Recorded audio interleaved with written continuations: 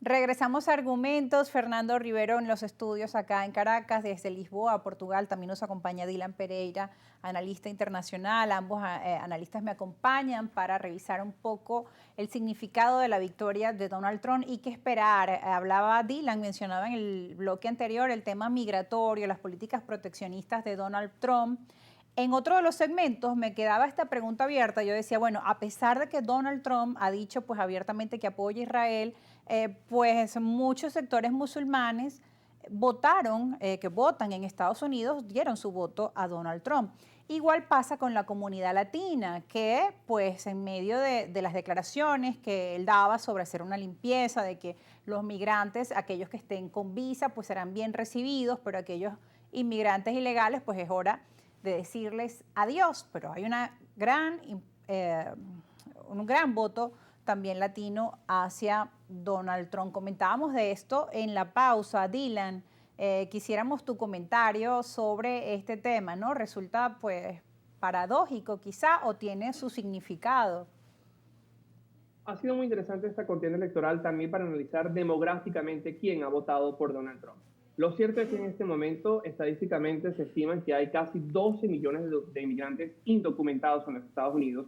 Y una de las grandes promesas de Donald Trump en su día 1, a partir del 20 de enero del 2025, es comenzar la mayor deportación de la historia de inmigrantes ilegales.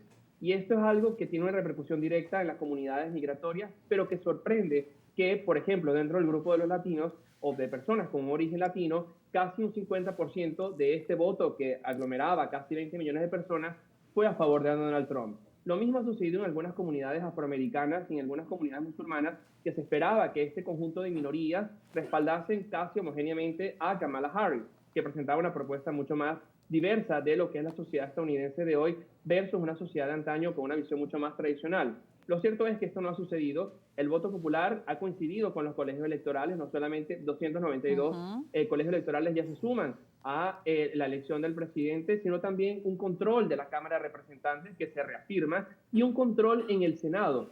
Y esto se traduce en prácticamente una carta blanca para la administración de Donald Trump en políticas migratorias y políticas de seguridad y política exterior. En la administración de Biden-Harris, pues hubo una serie de intercambios muchas veces conflictivos con la Cámara Alta y la Cámara Baja, dado la presencia importante republicana en ambas cámaras. Hoy vemos una administración republicana que contará con el beneplácito del Congreso y esto tendrá una repercusión importante. Ahora bien, no se ha cerrado del todo el tema migratorio. Donald Trump, en sus primeras declaraciones desde la Palm Beach, en el estado de Florida, hacía referencia a la necesidad de una migración regular o regularizada. Y esto es algo que también se ha impuesto aquí en Europa. De hecho, hace poco la Unión Europea aprobaba un nuevo pacto migratorio sobre asilo que intenta regularizar o al menos colocar algunos lineamientos de políticas públicas para normalizar la situación de migrantes, porque debemos reconocer que muchas veces las capacidades estatales están siendo sobrepasadas por flujo migratorio. Pero el foco debería estar en este momento, y así lo ha alertado diversas agencias del desarrollo internacional, como la OCDE, o incluso agencias asociadas a las Naciones Unidas, apoyar el desarrollo endógeno de los países. Hacia allí apuntaba la Declaración de Los Ángeles en la última Cumbre de las Américas, pero veremos si esta será la postura que adoptará Donald Trump o simplemente se concentrará en lo inmediato en este proceso de deportación masiva, pero que requiere a su vez, y debemos hacer énfasis en eso, una coordinación directa con gobiernos y locales, en el caso de América Latina y otras estados.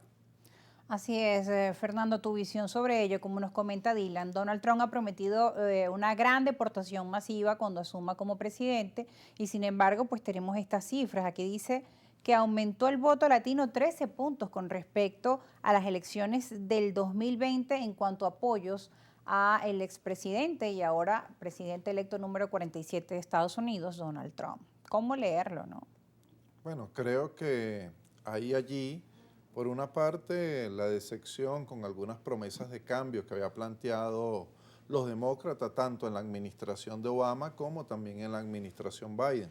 Eso se capitaliza, ese anhelo, ese descontento, y hoy Trump, bueno, se convierte, digamos, en presidente captando ese voto. Pero quiero también señalar que ahí en el caso tanto del presidente Trump, de los republicanos y también de los demócratas, una racialización de la criminalidad. Hemos visto cómo los grupos latinos o los afros han sido, digamos, señalados de forma generalizada como delincuentes. Esto va a tener una repercusión importante porque, bueno, al tomarse decisiones de esta naturaleza que pretenden solucionar los flujos migratorios, bueno, no se toca el problema de fondo, y el problema de fondo tiene que ver con las grandes desigualdades de unas relaciones internacionales, de un modelo internacional imperante, donde lamentablemente los países del sur global quedan, digamos, como satélites de las economías, están sometidos a relaciones de intercambios que son oprobiosas, que son desiguales, y esto genera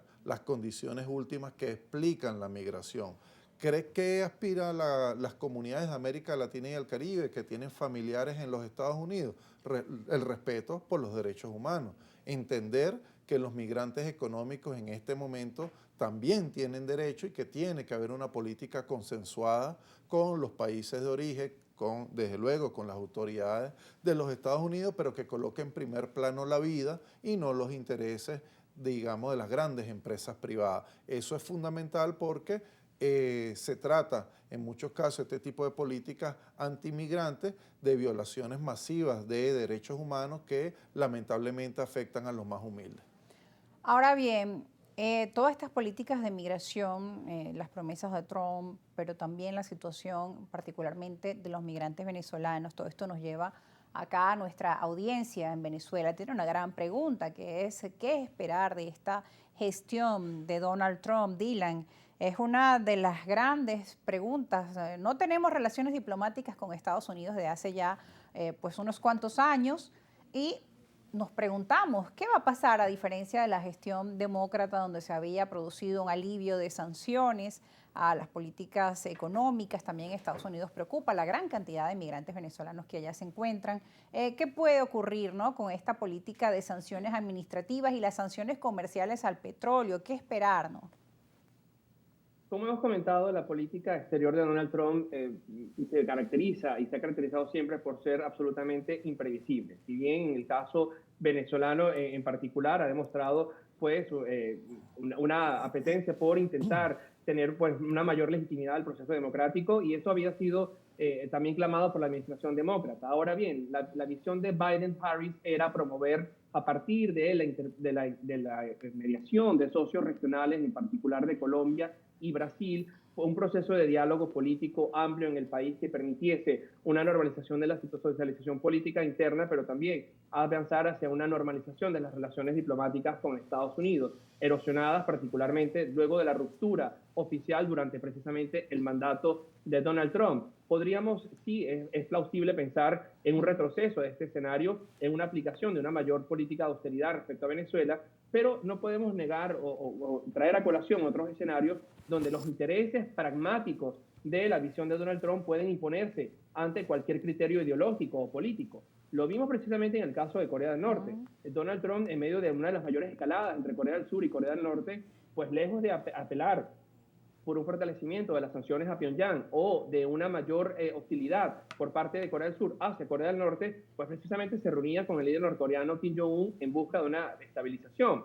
Algo similar sucedió con las relaciones con Rusia durante el primer mandato de Donald Trump, donde existía pues una interlocución directa con Vladimir Putin, y que además es posible que en este momento sea utilizada. Por lo cual es complejo en este momento predecir si habrá una postura fija, y sí recordar y colocar en primer plano que la realpolitik en el caso de Donald Trump es un imperativo. El pragmatismo en los intereses que puedan suceder en materia energética o en materia migratoria podrán ser determinantes para decidir una política exterior que también será determinada por quien coloque frente a la Secretaría de Estado. En el caso del Departamento de Estado, hoy tiene gran posibilidades que Mike Pompeo, su antiguo secretario, vuelva a ser secretario de Estado, y allí podríamos pues tener mayor claridad hacia dónde apuntaría la visión de Washington, no solo respecto a Caracas, sino respecto a América Latina a partir del 20 de enero del próximo año. Y dicen que ya no sería igual, su política de todas las cartas están sobre la mesa respecto al tema Venezuela, pero como tú dices es también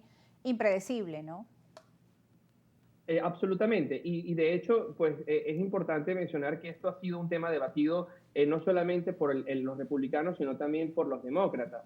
y en un momento u otro pues imperaba, sobre todo en algunos círculos intelectuales en Washington, la idea de precisamente propiciar un encuentro entre los diferentes actores políticos venezolanos al interno con la mediación intrarregional, que es además una postura que se había adoptado en los últimos años en otros conflictos en África y en el Medio Oriente. No sabemos si esto podría seguirse bajo una nueva administración republicana, pero lo cierto es que la realidad geopolítica que hoy enfrenta el mundo y la urgencia que hoy enfrenta la mayor parte de Occidente en particular, pues obligará posiblemente a una revisión de la política externa de Estados Unidos respecto a la región.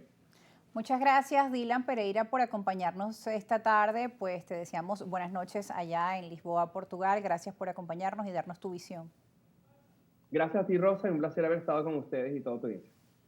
Gracias a Dylan. Seguimos acá en nuestros estudios con Fernando Rivero al regreso de la pausa. Debemos cumplir con un compromiso. Vamos a estar también leyendo algunas de sus preguntas y de sus comentarios, y pues ya las conclusiones finales también las tendremos sobre qué esperar, sobre todo en nuestro país, Venezuela, de la gestión de Donald Trump. Pausa y ya regresamos.